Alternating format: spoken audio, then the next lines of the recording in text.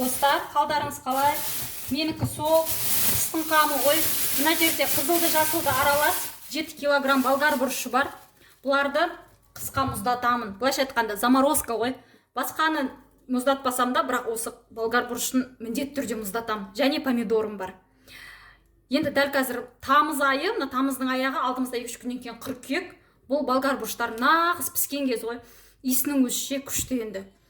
Анау не дейді, шілде суын ішкен кезі, әрі арзан кезі, қазір қатырып алсам, ертең қыстың күні ой рахат қой. Дымлама жасасаң да салып жібересің, етпен сорпа істесең де салып жібересің. Өте шынымды айтсам, анау өзім томатный паста мүлде алмайды екем. Осы менің томатный пастам, осы менің дәмдеуіштерім. Қазір енді бұларды мынаусынан кесіп ортасын тазартып, жуып алайын жақсылап.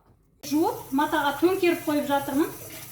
Суы сәл сырғысын, сосын кесіп аламын. Мына бұрыштарды толықтай суынан сырғыған күтіп отырмаймын. Басындағыларын алып орай берем.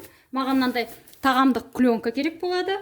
Және бұрыштарды майдалап, орташалап кеспеймін. Дәл осылай міне бір бұрыш, екі бұрыш, екеуден алып орай беремін. Егер де сіз өзіңіз жаңағы мынау қуыруға, мынау дымламаға осылай кесіп, немесе сорпаға бұдан майдалап кесуді ыңғайлы деп тапсаңыз, онда солай жасаңыз, иә? Ал мен былай жасаймын, мынау қатып тұрған кезде мұздай суға бір жуып жіберем, сол кезде кесуге ыңғайлы болады. Сөйтем да өзіме қалаған көлемде кесіп ала беремін. Ал енді орайын. Пакетке былай салып, екі жанына, сосын осылай орап аламын.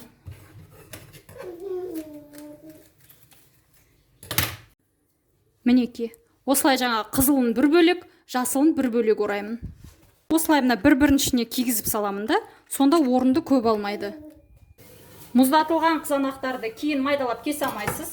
Ол үгітіліп кетеді. Сол үшін өзіңізге керек көлемде бірдестен кесіп алыңыз. Егер де пицца жасайтын болсаңыз, онда домалақтап кесіп аласыз. Және бұл қызанақтарды мен осындай пакетке салып жатырмын, өйткені су бар деген сияқты. Бір салған кезде осылай бір немесе екі тамаққа жететіндей етіп салдым. Мінеки мына бір жәшік тола бұрыш, мына жақта қызанақ. Мынау менде шие, мына жерде лимон, лайм, мына жерде қарақат қатырғанмын. Мынау көк шөптер, бірін ұсақ, бірін ірі турап. Мінеки осылай. Ал лайк басыңыздар, каналға жазылыңыздар, комментарияда сөйлесе отырайық. Келесі видеоға дейін аман болыңыздар.